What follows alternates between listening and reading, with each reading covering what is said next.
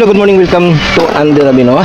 Sa lahat po sa mga nanonood sa atin, bago natin ituloy itong ating video, ay binabati ko kayo ng magandang araw, magandang buhay at masayang panonood. Enjoy watching at dito sa gagawin natin may matutunan kayo kahit papano, kaya sundan at panoorin ang ating video. Yung ating video po ay isang repair ng ating wash motor.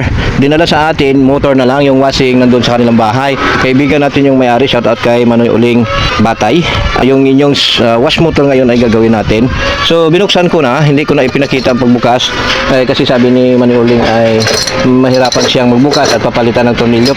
Pero dito sa ating video, hindi ko lang ipinakita dahil marami naman kaming ina-upload ng mga video kung paano buksan, paano tanggalin itong rivet.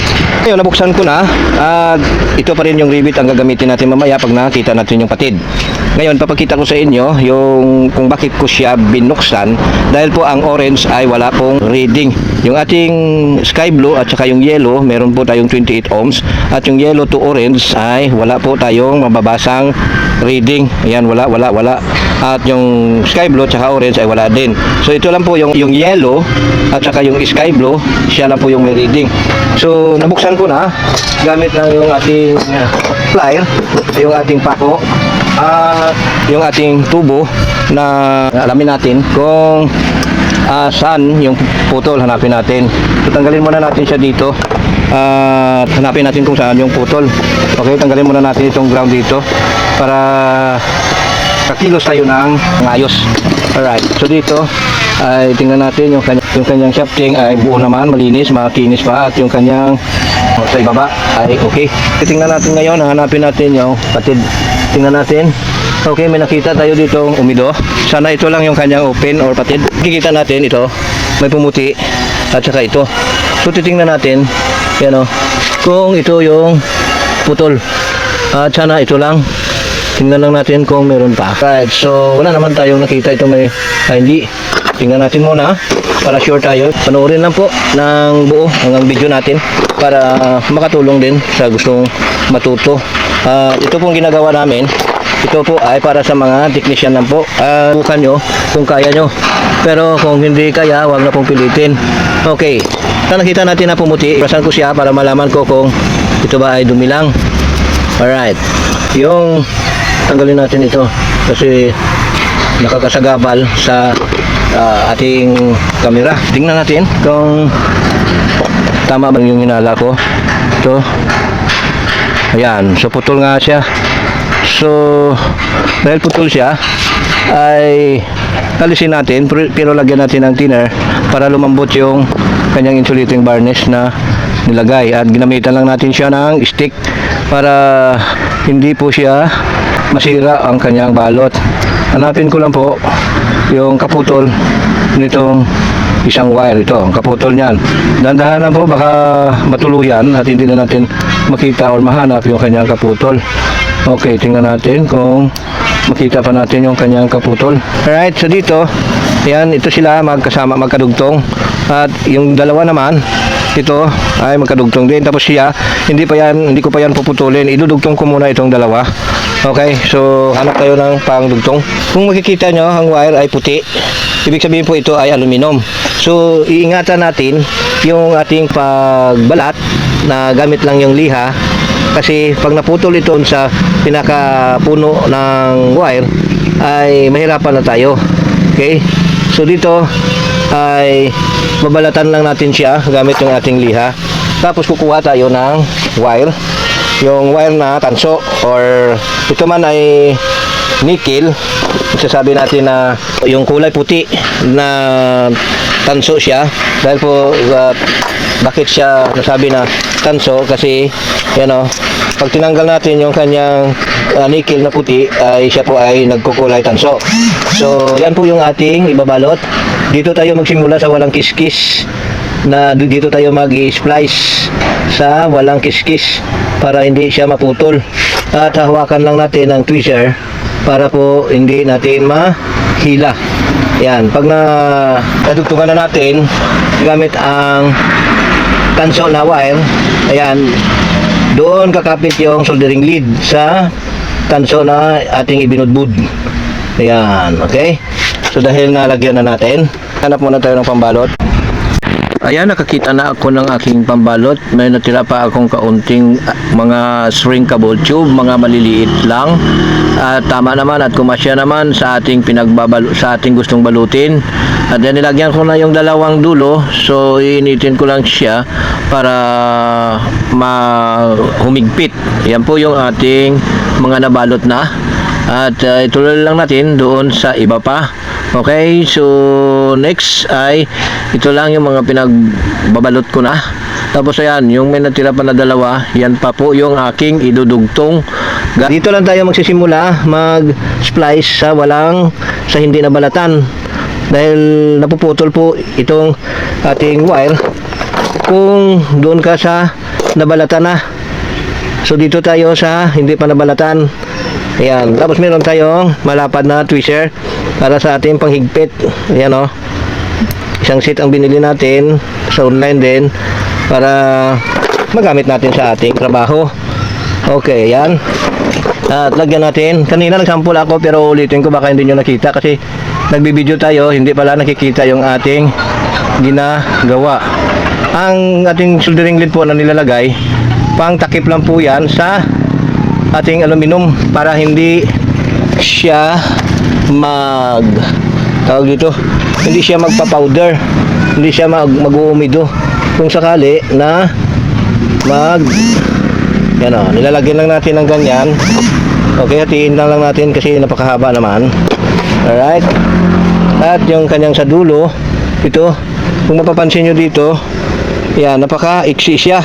So ito yung ingatan natin pag naputol siya doon sa pinakailalim, delikado po yun, wala na tayong mapagdugtungan.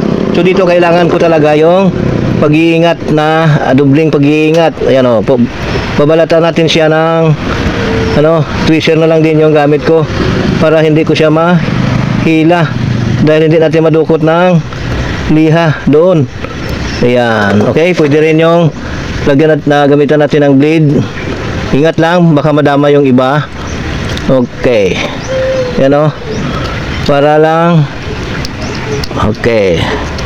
At ito naman yung isa. Isusukat lang natin. Dito kasi ilalagay natin siya dito. Ayan. Alright. Ito. Yan yung kanyang kasukat. So putol lang tayo. Di bali mahaba. Kasi pag naputol siya, meron pa tayong meron pang natirang allowance para hindi tayo magbubukas dito kung sakaling maputol itong aking gagawin. So dito iipitin ko lang siya ng tweezer din. Okay, yan o, maiksi nga yung ginawa ko. Okay, hindi makita ba? Okay, ayan. So tatali ko lang siya ng aking kailangan po natin ingatan. Alright, ingatan natin, ulitin ko, ingatan po natin na hindi maputol yung wire na ito. So ayusin na natin at takpan. Alright, so ito na, yan siya. Ang purpose nito na gamit ng dalawang tweezer, yung isa hahawak, yung isa para mahigpit natin. Okay, so nahigpitan na natin at hinangan ko siya. Yan o. Tapos para hindi ito didikit sa aluminum yung ating lid, yung ating tingga, hindi yan didikit sa aluminum. So ang purpose lang ng ating paghihinang, tinatakpan lang natin yung ibinalot natin na tanso dahil doon didikit yung ating soldering lead. At yung ibinalot natin na tanso po, ang purpose ay para po matakpan yung aluminum na hindi na mag-uumido. O ito, putulin na natin, tuluyan natin itong isa. Ayan o, tinuluyan ko na ha. Ayan. Bakit ko tinuluyan? Nadugtong naman. Mapupudpud din siya pag tumagal. So para maging full contact siya at maging matibay, kaya natin siya tinuluyan. Pinutol na natin para maggamit tayo ng wire. Okay, ito na. So, dugtong na natin. Yan o.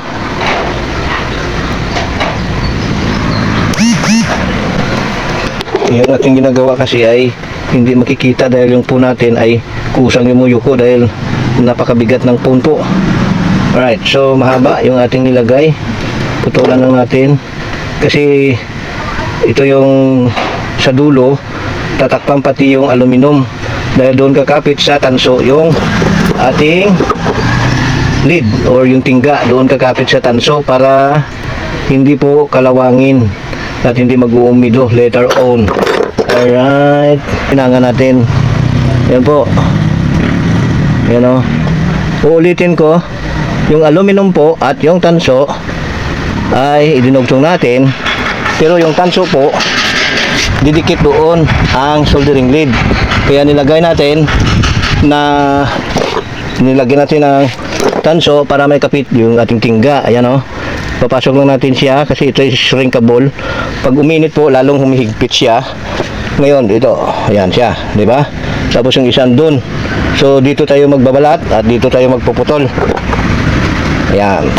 Magbalatan tayo ng at least 1 inch or half inch. Ayan o.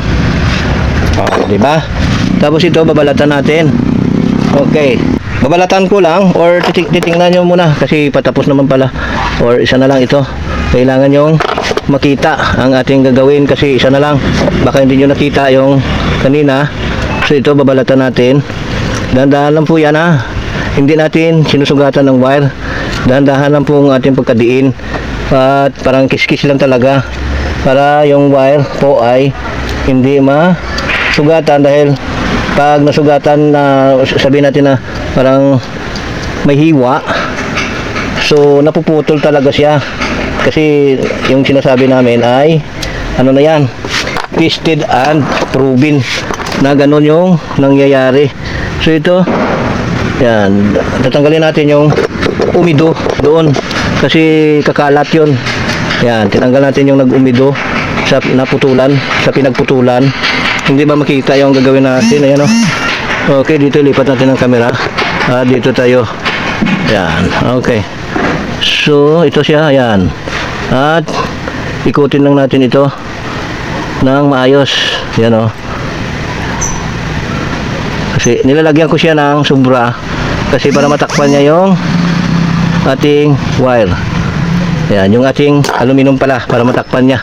Babalutin ng bawat technician kasi may style. Kung wala kang ipit or wala kang tweezer, siyempre may iba kang style. Ay ito, meron naman akong tweezer. So iba naman yung style ko sa ibang tech. Yan. Sabi ko nga, bawat technician ay may kanya-kanyang style. So dito, hindi kami nagpapagalingan para sa inyong kaalaman. Kami po mga technician ay nagtutulungan kami para maipakita at maibahagi sa inyo yung tamang proseso. Okay? At hindi kami tunay na technician or kung magsisiraan kami. Kasi ang technician nagtutulungan, hindi nagsisiraan kasi puro magkapareho yung hanap buhay. Yun sana yung ilagay natin sa ating mindset. Mindset ba? Mindset. Okay. Bago natin balutin, zoom out ko muna. Alright, bago natin balutin, i-check muna natin yung ating atas natin. Okay? Ayan. Kasi yung ating tester ay hindi makikita. Okay. Ayan. So, tester natin. Kanina itong kulay orange, wala po ito. Ang may reading lang itong yellow at yung sky blue. So, para malinaw sa inyong pananaw dito, ito. May reading yan. Kasi hindi pa natin nakita yung mga putol-putol, may reading na talaga ito. Ang hinahanap lang natin dito sa orange. Ngayon, yung orange ilagay natin dyan or ilagay natin sa gitna para madali tayo. Ayan, ilagay na natin sa gitna siya. So, orange dito at orange dito. Diba? 30. Tapos dito ay 60. Ngayon, itong orange at saka yellow, merong 30. Okay. Dito naman sa orange, sa sky blue at sa, ulitin natin, yung sky blue at yellow, 30 or 26. Dito sa sky blue at orange, 28. So, hindi sila magkapareho pero okay lang yon. Alright, so dito, itong sa yellow, papunta dito, 30. Dapat, 28 pala, dapat dito ay 28. Okay, dito. Saan yung common? Yung common, tingnan natin. Ulitin natin ha. Ito, at saka ito. So, sky blue yung common. So, ito magiging 60. Ayan. So, okay na. Hindi ko nagagayahin ang pagtali. Tatali ko lang muna. Okay, so bago natin siya ibalik yung kanyang takip, yung kanyang housing, na itali ko na siya, so nilagyan ko siya muna ng langis. Tapos, nilagyan ko ng sangkalan na bakal para may panangga doon sa ating rivet. At pinantay ko na po yung kanyang rivet, hinigpitan ko na. Wala akong tagahawak, ako lang mag-isa yung gumagawa. So lahat ng mga paraan para magawa natin, kahit tayo lang mag-isa, walang tagahawak ng camera, walang tagahawak ng ating ginagawa, yung ating motor, walang tagahawak. So yung ating tiyan ay ginamit din natin. So maraming salamat. Tapos na po yung ating video. Success po.